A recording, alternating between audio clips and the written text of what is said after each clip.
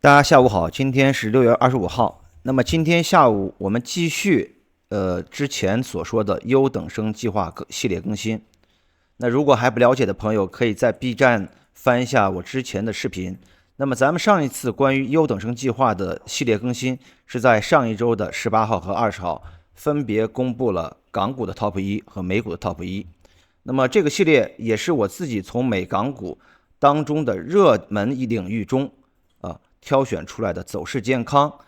波浪结构形态完整的这些品种，那么用来就是通过教学也好或者通过这个分享形态也好，那么后期都会把这美股8只和港股8只一一公布出来。那么今天下午我们就开始再次更新。首先我们先更新咱们的美股 Top 2。这里看到的美股 Top 2是美国的辉瑞制药。这里首先看到的是它的长期的一个月线走势。那么在之前的月线走势里面，它是完整的走出了3波的一个上涨形态。那咱们先不考虑这个3波上涨形态它到底是一个 A、B、C 或者是其他的什么结构，但是从目前最近的一次21年的年底开始的向下调整，我们可以看到当前的这次调整它的幅度是最大的幅度是最大的。那结果无非2种，要么是针对09年以来的上涨的回撤调整，要么是针对从1968年上市以来全部上涨结构的调整。那首先我们先近距离看一下，那这次的高点历史的高点是出现在21年的12月份，高点是在 61.71 美元。那此次上涨的启动点是在09年的3月份，低点是在 11.02。 我们依旧通过黄金分割看到，这一次从 61.71 开始的回撤下行，那么是已经触及到了黄金分割 0.764 的关键支撑，也就是 22.90 美元。好，这是第一个阶段的调整。那么下来我们再看一下另一个阶段的调整。另一个阶段调整规模更大一些，它是针对1968年上市以来整体的调整，那么当时的低点是出现在 0.41 美元。那同样我们借助黄金分割看一下这次调整的一个力度。那通过黄金分割我们可以看到，下方是已经触及到了黄金分割0.618的这个支撑带，那么这个点位是位于 23.76。那其实这个 23.76 和刚才所说的 22.90 这个支撑带它是非常接近的非常接近的。那么也就意味着中期来看，有可能 61.71 到 22.90 附近的这一波下跌有可能是有结束的迹象，因为它的目标价格区间已经抵达。那下来我们继续看一下此次从 61.71 跌至 22.90 这一次的下跌它的一个内部形态。这里我将时间继续调整到周线图。那么如果大家后期有好的品种，可以继续给我们的留言区去留言，那么我经过筛选也会将当中这些结构清晰、波浪形态完整的品种录成视频，然后再次分享给大家。咱们分析的大类主要是美股、港股、数字货币期货以及金油。那好，接下来我们再继续看一下这次它下跌的一个周线结构走势。整体下跌的周线级别结构走势，它分为2种预期两种预期。第一种预期，那就是整体就是下跌的调整的第一浪反弹的第2浪，然后3浪、4浪、5浪，并且在这个第5浪当中，大家仔细观察，它第5浪当中又分为5个小的子浪，分别是5浪1、5浪2、5浪3、5浪4、5浪5。这是第一种预期。那如果按照第一种预期来看的话，那这个调整的首轮它应该是已经结束了。那此次下跌，那肯定是要给它先定义一下，这是一个 A 浪。那从相对的低点 20.92 开始向上反弹，它应该存在一个 B 浪3波的一个走势B 浪3波的一个走势。这个 B 浪3波整体走势那后期大概率是会看到可能是这样的一个运行方式 ：BA、BB、BC 进入到这个0.5到0.618这个区域是最为理想的状态。这是一个 B 浪。当然，等这个 B 浪结束之后它可能后期还会有一个 C 浪再次创出新低。当然，它按照我们以往视频里讲解的这个形态，那还会有一个 C 浪5波，C 浪5波的出现，直至再次创出一次新低。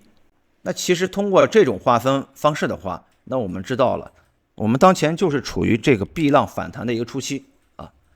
甚至于更细小的结构，它应该是处于 B 浪 A 的初期 ，B 浪 A 的初期 ，B 浪 A、B 浪 B、B 浪 C。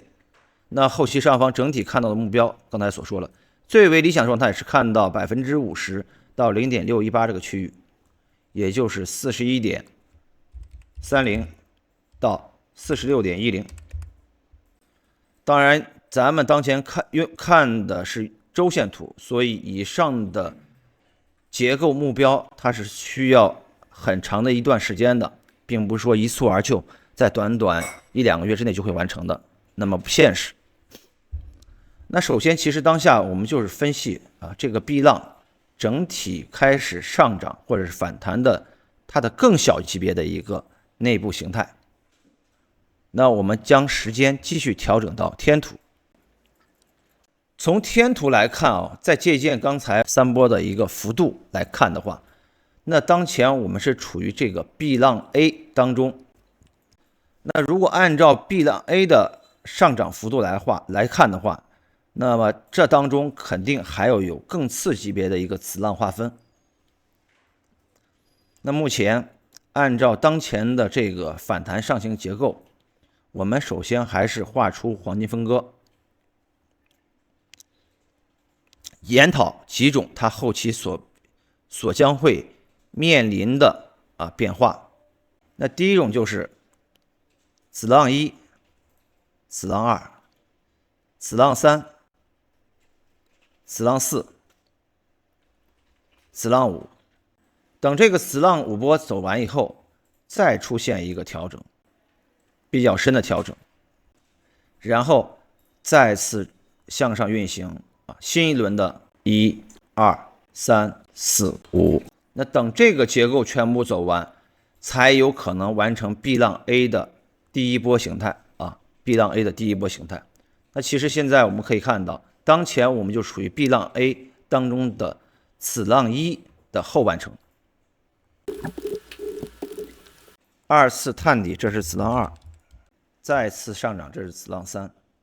当然，后期如果强势的情况下，这个 B 浪 A 内部也可能会发展出这个我们先不去讨论，我们先按最保守的预期3波起手3波形态去讨论。那好了，再反过来看子浪1内部，我们现在画的这种形态它叫做引导楔形，一般常见于行情反转的初期。那么现在目前我们就是按照这种预期去看后市的一个子浪1发展那当然也有可能这当中的子浪1当中的这是1-1、1-2，有可能这个1-3还没走完，也有可能它可能在相对的一个更高的一个位置，比如这里停住，再回撤，然后再上涨这种概率也是存在的。那其实对于我们当下来说的话，如果按照第一种预期来看的话，那么最近的支撑位，它的位置是位于黄金分割50%的位置，也就是 23.40 附近，23.40美元附近这是一个比较好的介入等待全部这个上涨形态完成以后，等待这个子浪2的调整。这个子浪1的落点极有可能会落到左侧这个平台的相对的一个位置，